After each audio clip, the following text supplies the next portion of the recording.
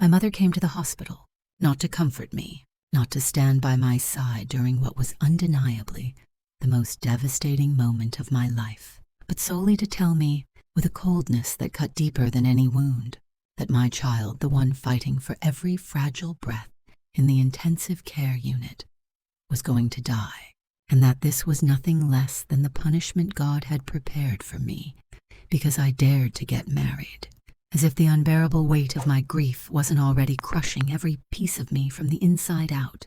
I know, it sounds unbelievable. It sounds like the plot of some melodramatic novel where the villain is too evil to be real, where the mother is more monster than human. But let me ask you something before you dismiss my story as another over-the-top tragedy for the sake of pity clicks or sensationalism. Have you ever been in a moment so devastating, so raw, so shattering that you found yourself reaching out, not because you thought someone would actually save you, but because in the smallest, most desperate corner of your heart, you needed to believe that even in this cruel world, someone might still love you enough to simply sit next to you while everything fell apart? And what if, instead of a hand to hold, you were met with a hand that shoved you deeper into the dark? That was the night I realized something I wish I had known years earlier, that not every wound is visible, that not every betrayal comes with screaming or slamming doors, and that sometimes the cruelest cuts come from the people who swore they'd protect you. And they arrive not in moments of conflict, but in those hollow, suffocating silences when you are too weak to fight back. If you stay with me for the next 30 minutes, I won't promise you an easy story, nor will I tell you this ends with forgiveness, with a family reunion where everyone smiles through their tears and holds hands in some sanitized Hollywood ending.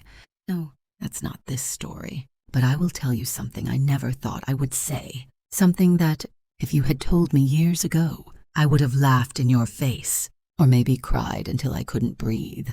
This story ends with freedom, with a kind of peace that only comes when you stop begging people to love you the way you deserve, and start loving yourself enough to walk away, even when they tell you you're wrong, even when they tell you that you're breaking the family apart. Even when they look you in the eyes and say that you will regret it for the rest of your life. You won't, or at least, I didn't, but to get there, to reach that quiet place where I could finally exhale without fear, I had to walk through a kind of fire most people spend their whole lives running from, because I learned the hard way that sometimes the only way to save yourself is to burn down the story you were given, the one where you're always the bad daughter, the selfish wife, the disobedient child, the girl who dared to want more than silent dinners, hollow prayers, and a mother whose love came with conditions too heavy for any child to carry. So, if you've ever found yourself questioning your own pain, if you've ever wondered whether you're the villain in your family's narrative because you finally chose to say no, to draw a line, to protect yourself from people who keep telling you that love should hurt, stay. Listen, because this isn't just my story. It might be yours, too, and by the time we get to the end, I think you'll see what I saw in that cold, sterile hospital corridor when I finally stopped begging for my mother's love. I saw that sometimes the family we think we're breaking was already broken long before we had the courage to speak its name out loud.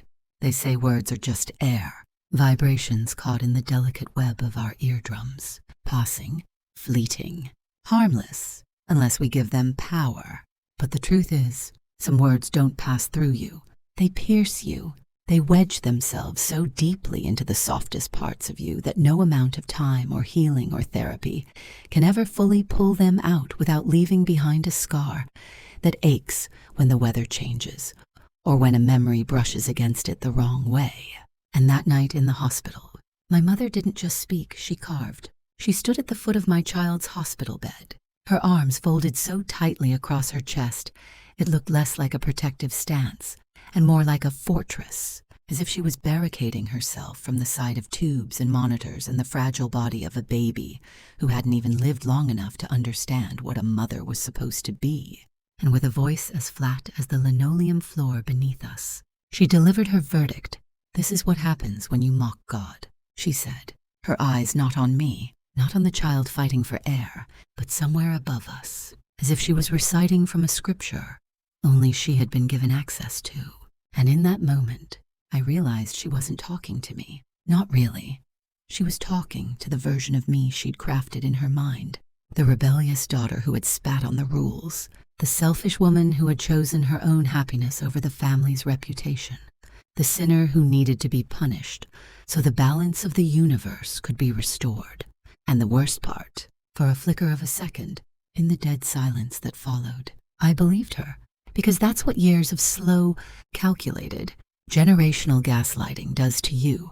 It teaches you to doubt your own suffering, to question your own pain, to wonder if maybe you really are the villain they say you are, if maybe this is your fault, if maybe you deserve it, all of it. But then, as my child whimpered in a sleep filled with tubes and beeping monitors, a sound so small yet so fierce, it shattered the trance she had tried to cast over me. Something inside me cracked, and for the first time in years, I saw her not the mother, not the matriarch, not the keeper of the sacred family values, but a scared, bitter woman whose world was so small, so suffocatingly narrow, that the only way she could feel powerful was by shrinking everyone around her, by using faith like a weapon and love like a leash. I wish I could tell you I stood up to her in that moment, that I found the perfect words to shatter her delusions, that I defended my child and myself like a warrior queen, finally reclaiming her throne. But I didn't. I froze. Because when the person who taught you what love is turns their love into a courtroom where you're always on trial, you forget how to defend yourself. You forget you have the right to fight back. All I did was stand there, my hands clenched so tightly around the metal railing of the hospital crib that my knuckles turned white, and I listened, and I let her say it all, every cruel, damning word, because in some sick, twisted way, part of me still thought maybe if I let her empty herself of all that venom, she would finally see me, finally see the daughter who wasn't a mistake, but just a woman trying to love and live the best she could. But she didn't. She turned on her heel, her coat brushing my arm as she passed me like I was nothing more than an empty chair in her way, and she left, her heels echoing down the corridor, sharp and steady and unforgiving, and the silence that followed wasn't peaceful. It was suffocating, because it was filled with everything I couldn't say, everything I should have screamed, but didn't know how to. That was the night I realized, the words that break, you aren't always loud. They aren't always shouted or hurled in the middle of a fight. Sometimes they're spoken in whispers, in sacred places, at the worst possible moments, and they burrow inside you, quiet and lethal, until you find the strength to dig them out. But that strength, I didn't have it yet. Not that night. Not yet. You might think the cruelty began in that hospital room, that the harshness of her words was born solely in that sterile, fluorescent-lit night. But the truth is, those words had been growing roots for years, quietly, insidiously, threading themselves into the spaces between us like ivy, creeping over the walls of an abandoned house. And by the time she finally said them out loud, the damage had already been done long before. My marriage wasn't just a union between two people in love. To her, it was a declaration of war, a war against everything she believed in, everything she had sacrificed for, everything she had endured in silence. And though, at the time, I couldn't see it, blinded by the naivety of someone who thinks love is enough to conquer generational wounds, my choice to marry a man outside of our community, outside of our tightly wound religious circle, wasn't just a personal decision. To her, it was an act of betrayal so profound, so unforgivable, that it cracked the very foundation of her carefully constructed world. You see, my mother was not born cruel. She was made that way, shaped by decades of disappointment, of being told to smile through pain, to swallow her own dreams like bitter pills, to stay in a marriage that never loved her back, because leaving would mean disgrace, because her place was at home, at the church, at the side of a man who barely remembered she had a name. She had been taught, like so many women of her generation, that suffering was sacred, that obedience was the currency of a woman's worth, and that love, real, godly, respectable love, only existed if it hurt enough, if it required sacrifice, if it demanded you give up your desires at the altar of family honor. And when I dared to rewrite that story, when I chose a love that wasn't forged in duty, or arranged by elders, or sanctioned by scriptures, she didn't see it as liberation. She saw it as mockery, as if my happiness was a direct reflection of her failures, as if my freedom was a slap in the face to every silent dinner she had endured. Every night she had cried herself to sleep in a bed that never belonged to her. She never said it out loud, of course. No, her punishments came in subtler forms, in the icy silences over family dinners, where my husband's jokes fell flat against her stone face, in the way she always found a reason to question his motives, his job, his background, his faith picking at him like a vulture, picking at a wound that refused to heal. She dressed her judgments in the language of concern, of godly advice, of maternal wisdom, but underneath it all was a seething resentment so potent, so corrosive, that it turned every phone call into a battlefield, every family gathering into a minefield, where I tiptoed between her disapproval and my desperate need for her acceptance. Looking back now, I see how expertly she weaponized guilt, how she layered it into every conversation like arsenic in sweet tea, how she planted seeds of doubt in me so cleverly that I began to question my own marriage, my own choices, wondering if maybe she was right, if maybe love wasn't supposed to feel this light, this joyful, this free, because in her world, joy was suspect, happiness was temporary, and anything that came easy was surely sinful. And I see now how my husband, patient and kind and endlessly forgiving in ways I didn't always deserve, became collateral damage in a war he never signed up for. How he stood beside me through the quiet wars at the dinner table, through the whispered accusations behind closed doors, through the passive-aggressive gifts of Bibles and sermons and books on obedience she left on our doorstep as if they were blessings, not weapons. It wasn't that she hated him. She hated what he represented, a world where women like me, and maybe even women like her, could choose something different.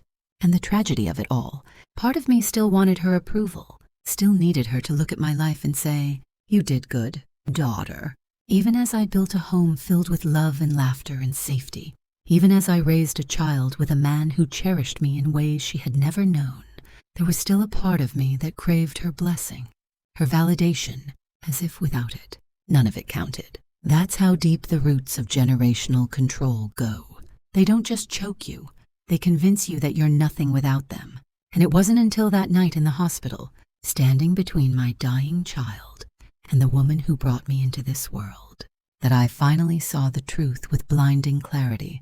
She had never been standing beside me. She had always been standing in front of me, blocking the exit, guarding the cage, and the only way out was through. Faith, in its purest form, is supposed to be a refuge, a sanctuary where the wounded find comfort, where the broken are gently gathered and reminded that they are not alone, that grace exists even for those of us who have made mistakes, lost our way, or dared to want something more than survival. But when faith is twisted, when it is reshaped into a weapon, when it becomes a tool of control rather than compassion, it doesn't heal.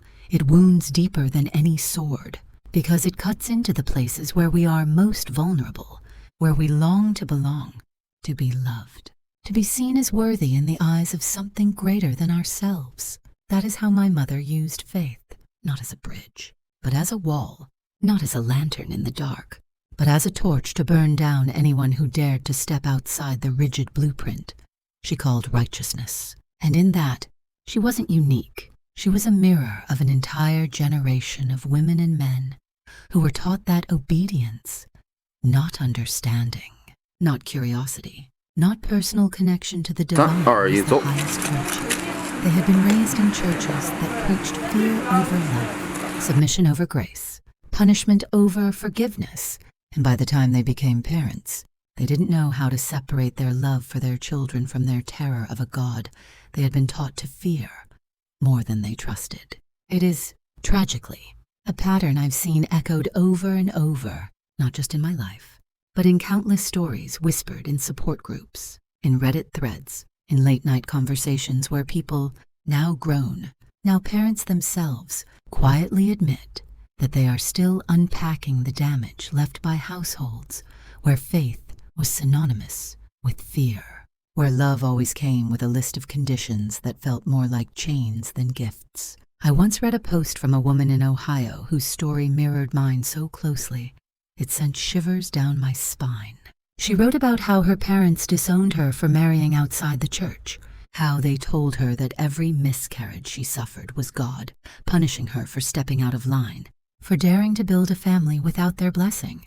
And what struck me wasn't the cruelty. I had long since learned that cruelty often masquerades as righteousness, but the heartbreak in her voice when she admitted that, even as an adult, part of her still feared they were right, that maybe she was cursed, that maybe the universe really was as merciless as they had always said. Because that is what happens when faith is used as a weapon. It doesn't just hurt you in the moment, it rewrites the entire narrative of your life, planting seeds of doubt that grow into forests of self-loathing, of shame, of quiet desperation. And the cruelest part, it works. For years, I bought into it. I let it seep into the cracks of my marriage, into the corners of my motherhood, into the sacred, private places where I should have felt safest. And instead, I carried their voices like ghosts whispering over my shoulder, questioning every joy, every success, every moment of peace, asking, is this really allowed? Are you sure you deserve this? That's what happens when fear is dressed in scripture, when guilt is wrapped in hymns, when obedience is mistaken for love. It creates generations of people who don't know how to trust themselves, who live their entire lives waiting for the other shoe to drop, who confuse suffering with virtue because they were told that happiness is suspicious, that comfort is sinful, that wanting more is a rebellion against God himself. And my mother, she had become the perfect disciple of that doctrine. She wielded her faith like a sword, slashing through anyone who threatened the fragile order of her world, even if that meant cutting her own daughter down to size. Even if that meant standing in a hospital room and telling a grieving mother that her child's suffering was deserved, because to her, the alternative admitting that sometimes bad things happen for no reason, that sometimes life is just cruel and random and messy and unfair, was too terrifying to bear. She needed to believe that there was order, that there were rules, that if you played the game right, God would protect you, and if he didn't, well, you must have broken the rules. And the saddest part, she truly believed she was helping me. In her twisted logic, her cruelty was mercy. Her condemnation was love. Her judgment was protection. Because that's what blind obedience does. It doesn't just blind you to the humanity of others.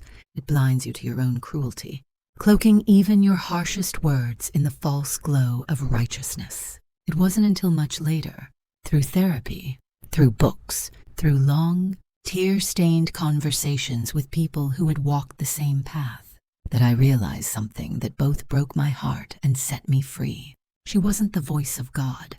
She wasn't the gatekeeper of love. She was just a scared, broken woman using religion to justify her fear, and I had spent too many years worshiping at the altar of her approval, confusing her voice with the voice of something higher, when all along, the only voice I needed to listen to was my own. There's something people don't tell you about breaking points. They don't always arrive with a scream, or a slammed door, or a final, earth-shaking confrontation. Sometimes they come in silence, in the suffocating stillness of a sterile hospital room at 2 a.m., when the only sound is the rhythmic beeping of machines keeping your child alive in the quiet, treacherous voice inside your head whispering that maybe, just maybe, this is all your fault. That night, after my mother left, after her words had settled into the air like smoke from a fire only she had lit, I sat by my child's bedside, my hands trembling, my breath caught somewhere between my lungs and my throat, and I did what I had been trained to do my whole life. I blamed myself. I blamed myself for marrying a man she didn't approve of. I blamed myself for stepping outside the narrow, suffocating walls of her doctrine. I blamed myself for believing I could build a family that looked different from the one she had forced upon me.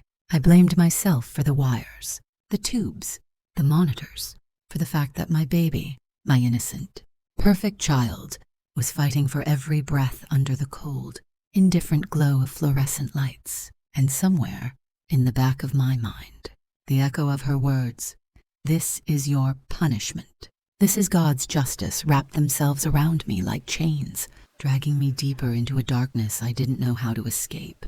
But then something happened. It wasn't dramatic. It wasn't loud. It was small, almost imperceptible, like the softest click of a lock turning inside my chest. I looked at my child, so tiny, so fragile, but still fighting, still here, and I realized that the only person in that room who hadn't given up was him. He wasn't listening to her. He wasn't bound by the narratives she had written. He wasn't weighed down by the guilt she had taught me to carry. He was just breathing, fighting, living in the only way he knew how. And in that moment, I saw the truth as clearly as I saw the lines on the heart monitor. I had spent my entire life waiting for my mother to love me the way I needed, to see me, to accept me, to bless the life I had built. And in doing so, I had given her power she was never supposed to have. Power over my choices, power over my worth, power over my child's life. And I saw, maybe for the first time, that the only way she could keep that power was if I kept playing the part she had written for me. The bad daughter, the disobedient wife, the ungrateful child. But I wasn't that girl anymore. I was a mother now, and maybe I couldn't save my child from the medical battles ahead. Maybe I couldn't control what happened in that ICU room, but I could control one thing. I could refuse to let her narrative be the one that shaped my son's life, my family's life, my life. I could stop the cycle, right here, right now. So I did something I had never done before. I turned off my phone, I closed the door, and for the first time, I let myself sit in the silence without her voice filling it, without her ghost haunting it, without her theology poisoning it. I sat there, in the dim glow of monitors and machines, and I let myself grieve, not just for my child's suffering, but for the years I had lost to a story that was never mine to begin with, for the girl I had been, for the woman I had tried so hard to become, in the image of someone who would never approve. And in that hollow, aching space, something cracked open inside me, a small, quiet, fragile thing. Not rage, not defiance, but something softer, a kind of surrender, not to her God, not to her rules, but to the truth that had been waiting for me all along, that I didn't need her blessing to be whole, that I didn't need her forgiveness to be worthy, that I didn't need her love to be a good mother, a good wife, a good human being. That night, I didn't storm out. I didn't call her back. I didn't write a dramatic letter or post a defiant declaration. I simply stayed with my child, with my grief, with myself, and for the first time, that was enough. They say breaking points break you, but what they don't tell you is that sometimes they also break the chains you were never meant to wear in the first place. That night, I broke, but I also broke free. They say forgiveness is for the forgiver, not the forgiven, that it is a gift we give ourselves, a release from the prison of our own bitterness. But what they rarely tell you, what they don't write on the glossy covers of self-help books or preach from polished pulpits, is that sometimes forgiveness feels like a betrayal, not of the person who hurt you, but of the person you were when they hurt you, of the pain that made you who you are, of the scars that taught you lessons the easy parts of life never could. For months after that night in the ICU, I wrestled with the question, was I supposed to forgive her? Was that what good daughters did? Was that what good Christians did? Was that what people who wanted to be free did? The world around me seemed to echo the same chorus heel. Let go. Make peace. Because holding on to the anger would only poison me. They said, because carrying the weight of resentment would chain me to her forever. Because forgiveness was the bridge to my own healing. But every time I tried to step onto that bridge, I felt like I was erasing something sacred inside me. Like I was silencing the voice of the woman who had finally, after decades of being small, learned how to say, enough. I tried to write the letter. I tried to pick up the phone. I tried to imagine the scene where I would sit across from her, calm and mature and evolved, and say the words that would wrap our story in a neat, redemptive bow. But every time, my body revolted. My hands froze. My throat closed. Because the truth was, I didn't want to forgive her. Not yet. Maybe not ever. And the part of me that had been trained to doubt herself, to police her own feelings, to spiritualize her own pain, whispered that I was wrong, that I was failing the test of grace, that I was becoming exactly what she said.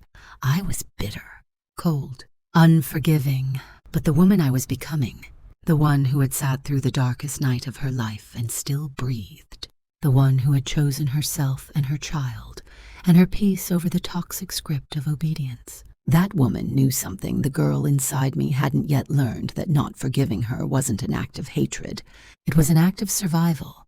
It was an act of reclaiming the right to feel what I felt, to honor the hurt, to refuse to sanitize the truth of what she had done in the name of some false peace that only benefited her comfort, not my healing. And so I didn't forgive her. I let the anger sit beside me. I let the grief stay in the room. I let the ache of everything we would never have pulsed through me without rushing to cover it with platitudes. I didn't write the letter. I didn't answer her calls. I didn't send the Christmas card, because I wasn't ready. And maybe though the world rarely allows women like me to say this out loud, I didn't owe her that. What I did instead was something I had never done before. I forgave myself. I forgave the girl who stayed too long at tables where love was rationed out like scraps. I forgave the woman who begged for crumbs from people who would never give her the feast she deserved. I forgave the daughter who tried to twist herself into a shape that would finally make her mother proud. I forgave the mother who, in her weakest moment, still heard her mother's voice louder than her own. And as the weeks turned into months, as my child slowly healed, as our little family stitched itself back together in the quiet, ordinary moments, diaper changes, sleepless nights, whispered lullabies in the dark, I realized something else they don't often tell you. You can heal without forgiving the person who broke you. You can build a beautiful life without ever inviting them back into it. You can let go without pretending the past was anything other than what it was. Forgiveness, I learned, is not always a door you have to walk through. Sometimes it's a door you can choose to leave closed, locked, boarded up if you must, while you build a new house on the other side. And that house, it can be filled with laughter and light, and people who love you without conditions. People who don't ask you to make yourself small so they can feel big. People who sit with you in the dark without needing to control the outcome. They say forgiveness is freedom. But for me, the freedom came when I stopped waiting for her to change, for her to apologize, for her to see me. The freedom came when I stopped needing her at all. And that was the most radical act of love I have ever given myself. The day I left the hospital, I didn't pack my things in a rush or storm out with tears streaking down my face like some scene in a cheap drama. There was no grand speech, no dramatic exit, no audience to witness the quiet unraveling of a story that had taken me a lifetime to untangle. Instead, I folded the blanket at the foot of my child's crib, gathered the few belongings I had accumulated during those endless, sleepless nights, and I walked out, not just from the building, but from an entire life that no longer fit me. And maybe that's the part that surprises people the most when I tell them this story, that leaving wasn't loud, it wasn't angry, it wasn't chaotic, it was calm, it was deliberate, it was, in its own way, the softest rebellion I had ever committed. Because for someone like me, someone who had been taught her entire life that leaving was the ultimate betrayal, that walking away was weakness, that silence was cowardice, the simple act of walking out the door without explanation, without apology, without permission, was revolutionary. It wasn't just the hospital I left that day. It was the house I grew up in, with its brittle, suffocating air thick with unspoken rules and conditional love. It was the community that had looked at me with pity and disdain when I chose a life outside their narrow blueprint. It was the conversations where I swallowed my truth for the sake of keeping the peace. The dinners where I laughed at jokes that weren't funny just to avoid confrontation. The holidays where I played the dutiful daughter, even as I bled quietly inside. I left it all, because once you see the cage, once you realize you've been holding the key in your pocket all along, you can't unsee it. You can't pretend the chains aren't there. You can't unknow the truth that you have always been allowed to walk away. The funny thing is, no one chased me. Not my mother. Not the relatives who had spent years offering unsolicited prayers for my rebellious spirit. Not the friends who only knew how to be my friend as long as I stayed small, obedient, palatable, and their silence, it didn't sting. It was a relief, because for the first time, I understood something I had spent decades running from sometimes. The people you think you can't live without are the very people you need to leave behind to finally start living. My husband, patient and steady as always, never asked me to explain. He didn't say, "I told you so." He didn't gloat.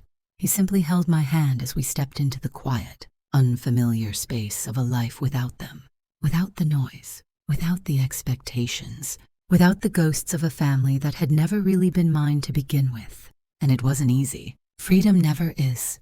There were days when the silence felt too loud, when the absence of her voice left an ache so hollow it echoed through my bones, when I caught myself reaching for the phone out of habit, only to remember that I had nothing left to say, that there was nothing she could give me that I couldn't find in the quiet, in the ordinary, in the slow, steady rebuilding of a life on my own terms. But there were also days, more and more of them as time went on, when the air felt lighter, when the walls of our little home felt safer, when the sound of my child's laughter filled the spaces where her voice used to live, when I realized that the emptiness wasn't emptiness at all, but space, space to breathe, space to heal, space to create new memories that weren't tethered to pain. I learned how to cook meals that weren't laced with tension. I learned how to decorate a house without hearing her criticism in the back of my mind. I learned how to parent in a way that didn't mirror the rigid, suffocating rules I had been raised with. And most importantly, I learned that walking away isn't just about leaving a place or a person. It's about leaving behind the parts of yourself that clung to them, the versions of you that believed you needed them to be whole. That day in the hospital was the day I left my old life, but it was also the day I found something I had been searching for my entire life, without even knowing it: peace. Not the kind of peace that comes from others validating your choices or patting you on the back for doing the right thing, but the kind of peace that comes when you finally stop begging for a seat at a table that was never built for you. When you build your own table, set your own place, and fill it with people who don't need you to shrink to fit. I didn't leave in anger. I left in love. Love for myself. Love for my child. Love for the life we were building, far away from the echoes of her disappointment. And if you ask me today whether I regret walking away, whether I miss her, whether I feel the ache of the family I lost, I will tell you the truth. Because what I gained when I left was something far more precious than a mother's approval. I gained myself. Healing is a strange, uneven thing. They tell you it's a process, as if it has steps, milestones, a linear path you can follow like a well-marked trail through the woods. But what they don't tell you is that some days you'll feel like you've outrun your past, like you've finally exhaled after holding your breath for a lifetime. And then, without warning, something as small as a smell, a phrase, a certain way someone folds their arms, will pull you right back into that old ache, as if no time has passed at all. For a long time, I thought healing meant closure. I thought it meant sitting down across from my mother, demanding an apology, forcing her to see the damage she had done, hearing her finally say the words I had spent my whole life starving for: "I'm sorry. I was wrong. You deserved better." I fantasized about that moment, about how satisfying it would feel to look her in the eyes as an equal, as someone no longer begging but standing on her own, as someone who had made it without her. But slowly, painfully, I learned that closure is a myth we tell ourselves to avoid the hardest truth of all, that sometimes the people who hurt us will never admit they did, that sometimes the conversations we crave will never happen, that sometimes the door stays closed, and the only person left standing outside it is you. And the thing is, that doesn't mean you can't heal. It just means you have to find a way to give yourself the closure they never will, to be your own witness, to validate your own story, to learn how to be the parent you always needed for yourself. At first, I didn't know what that looked like. All I knew was what not to do. I knew I didn't want to raise my son in a house where love came with conditions, where apologies were weapons, where silence was used to punish rather than protect. I knew I didn't want to hear my mother's voice echoing through me every time I made a mistake, every time I doubted my worth, every time I stumbled. But knowing what you don't want isn't the same as knowing what you do. And for a while, I flailed. I read books. I sat in therapy. I journaled until my hand ached, trying to untangle the knots of my childhood, trying to rewrite the script she had etched into my bones. And slowly, through the quiet, unremarkable rituals of everyday life, I began to learn. I learned to speak to myself the way I speak to my son when he falls, with patience, with kindness, with the soft certainty that mistakes don't make you unlovable, that needing help isn't weakness, that feelings are not crimes. I learned to let myself rest without guilt, to eat without hearing her judgment in my ear, to decorate my home in colors she would have called gaudy, in art she would have called foolish, because those small acts of defiance were also acts of reclamation. I learned to sit with the ache rather than run from it, to hold space for the grief of the mother I never had, to honor the loss without letting it define me, to let it be part of my story but not the whole story. And perhaps the hardest lesson of all, I learned that healing is not a finish line. It's a practice, a daily, sometimes hourly, choice to show up for yourself, to hold your own hand, to say the words you wish someone had said to you when you were small, scared, and alone. There were days I failed, days I slipped back into the old patterns, days I heard her voice in my own, days I caught myself measuring my worth against impossible standards she had planted in me like thorns. But there were also days, more and more of them as the years went on, when I caught myself laughing without fear, resting without apology, loving without conditions. And I realized that the version of me she had tried to erase was still there, still alive, still waiting for me to come back to her. I came back, not because she changed, not because she apologized, not because she finally opened the door, but because I stopped waiting for her to. I built my own door. I opened it myself, and on the other side, I found a version of myself I never thought I'd meet, whole, wounded, messy, resilient, free. That's the thing about healing without closure. It teaches you that you don't need anyone else to make your pain valid, that you don't need anyone else to write your ending, that you don't need to sit at the table of people who will never see you. You can build your own table, set your own seat, fill it with people who show up, who listen, who love you as you are, not as they wish you to be. And in doing so, you learn to be that person for yourself. I became the mother I needed. I became the daughter I never had. I became the woman my younger self dreamed of but never believed she'd get to become. And the best part, I did it without her permission, without her blessing, without her ever knowing. And that, I realized, was enough. There's a moment, somewhere in the long, winding road of healing, when you realize that real family isn't defined by blood, by tradition, by the weight of shared last names, or carefully posed holiday photos. It's defined by safety, by presence, by the people who show up for you not because they have to, not because it's expected, not because it looks good on paper, but because they choose to, because they see you, all of you, and they stay anyway. It took me longer than I'd like to admit to understand that. For years, I had clung to the belief that family was sacred, immutable, something you had to preserve no matter the cost, even if that cost was your peace, your sanity, your self-worth. I had twisted myself into knots trying to protect it, to fix it, to salvage it from the wreckage of my childhood, because I thought that's what good daughters did, what good mothers did, what good people did.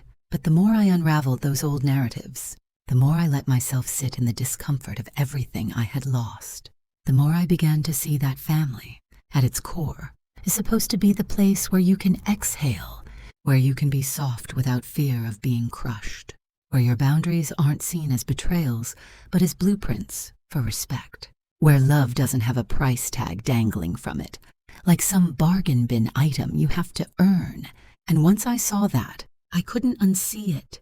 I couldn't keep calling people family just because we shared DNA when the truth was, they hadn't shown up for me in years. When the truth was, their presence in my life came with more wounds than warmth. When the truth was, the only thing we truly shared was a history I no longer wanted to carry. So I rewrote the story, not all at once, not in some sweeping declaration, but in small, deliberate, everyday choices that added up to something radical. I chose friends who became siblings, who held my hand in the dark without trying to fix me, who sat in the mess with me without needing to tidy it up. I chose mentors who became parents, who taught me how to trust again, how to believe in my own goodness, how to find joy without guilt attached to it, like a warning label. I chose myself, over and over again, even when it felt selfish, even when the ghosts of my upbringing told me I was abandoning something sacred. And slowly, the table I sat at began to look different. It wasn't filled with people who looked like me, who shared my last name, who could recite the same stories from the same cramped living rooms of my childhood. It was filled with people who saw me, who heard me, who chose me, not because they had to, but because they wanted to. And that, I realized, was the family I had been searching for all along. It wasn't the family I was born into. It was the family I built. And maybe that's the most painful and beautiful truth I've learned in all of this, that you are allowed to build new families, that you are allowed to rewrite the old stories, that you are allowed to say, this ends with me, and mean it, because the family I'm building now, it's not perfect. We still hurt each other sometimes. We still stumble. We still get it wrong. But the difference is, we repair, we apologize, we listen, we grow. We don't weaponize love. We don't confuse silence with safety. We don't ask each other to shrink or contort or bleed to fit into old, suffocating molds. We create new molds, together. And maybe, if I'm lucky, my son will grow up never knowing the kind of love that comes with a leash, never learning to doubt his own worth, because someone told him that obedience is the same as goodness, never mistaking punishment for devotion. Maybe he will grow up in a home where love is abundant, where his voice is welcome, where he knows that family isn't something that demands from him, but something that pours into him. And maybe, most importantly, he will learn that he is always allowed to walk away from anyone, even me, if they make him feel small, if they make him feel unsafe, if they make him forget his own power. Because that's the legacy I want to leave, not one of fear, not one of duty masquerading as love, but one of choice, one of freedom, one of self-trust. I rewrote the story from the inside out, and it was the hardest, bravest, most liberating thing I have ever done. Because sometimes, the most radical thing you can do is walk away from the family you were given and build the one you deserve. Would you have walked away, too?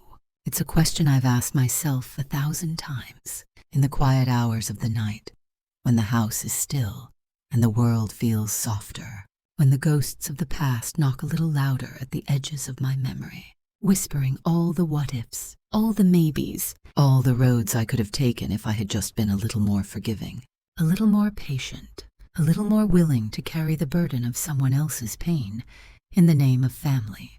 Would you have stayed? If it meant keeping the illusion of family intact, if it meant sacrificing your peace so they wouldn't have to confront their own discomfort, if it meant swallowing your truth just to sit at a table where love came with terms and conditions? Or would you have done what I did, walked away, quietly, not because you stopped loving them, but because you finally started loving yourself more? These are not easy questions. They are the kinds of questions that pull at the seams of your heart, that make you sit with the uncomfortable, aching parts of yourself you'd rather ignore. Because the truth is, we are all taught, in one way or another, that family is forever, that blood is thicker than water, that walking away is failure, cowardice, selfishness. But I've learned that sometimes the bravest, most compassionate thing you can do for yourself and for the generations that come after you is to walk away from a story that was never written for you to thrive in. And no, it doesn't look like the movies. It doesn't feel like victory laps or grand gestures. It feels like standing in an empty room, breathing in the unfamiliar air of freedom, wondering if you made the right choice, and slowly, tenderly, realizing that you did not because it's easy, but because it's honest, because it's yours. I will never tell you that walking away is the only answer, because it's not. For some, staying is brave. For some, fighting for reconciliation is healing. For some, finding ways to coexist within broken systems is the path they need to take to feel whole. But for people like me, for those of us who tried, who bent, who bled, who prayed for change that never came, who held on long after the rope had frayed and snapped and left us dangling in midair. Walking away wasn't a failure. It was the only way to survive. And maybe, if you're listening to this, if you've stayed with me through the tangled, messy, imperfect parts of this story, there's a part of you that recognizes that ache, that weight, that desperate hunger for something softer, something safer, something that feels like home, not because it's familiar, but because it's kind. Maybe you've been standing at the edge of your own breaking point, wondering if you have permission to put the pieces down, to stop carrying a legacy of pain that was never yours to bear. Let me tell you what I wish someone had told me years ago you do. You have permission to walk away, to stay, to choose differently, to rewrite the rules, to protect your peace at all costs, to build your own table and fill it with people who make you feel seen, heard, loved. You have permission to define family on your terms. You have permission to let go without guilt. You have permission to heal without waiting for them to change, to apologize, to understand. And if this story, my story, has given you even a glimmer of that permission, if it has cracked open a door you've been afraid to open, if it has reminded you that you are not alone in the messy, complicated, heartbreaking work of choosing yourself, then I am glad. Because in the end, that's what this story's about. Not about her, not even about me, but about the power of naming the truth, of standing in the rubble of what was, and daring to imagine what could be, of writing new stories from the ashes of old ones, stories where we are not the villains or the victims, but the heroes of our own lives. So, would you have walked away, too? Only you can answer that. But if you have, or if you are standing on the edge wondering if you can, let me tell you this: you are not broken. You are not wrong. You are not too much. You are just standing in the middle of a story that isn't finished yet, and the rest, you get to write it. If this story resonated with you, if it made you feel seen, if it reminded you that your pain is real and your healing is valid, I invite you to share your story in the comments below. Tell me the moment you realized you deserved more. Tell me about the table you're building, the family you're creating, the peace you're protecting, and if you're still in the thick of it, still trying to find your way out, still wondering if the door will ever open, I see you.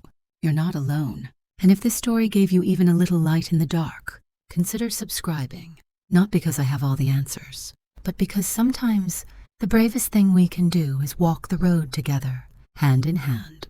Even if it's messy, even if it's hard, even if we're still figuring it out, there's power in starting over, and even more in doing it on your own terms.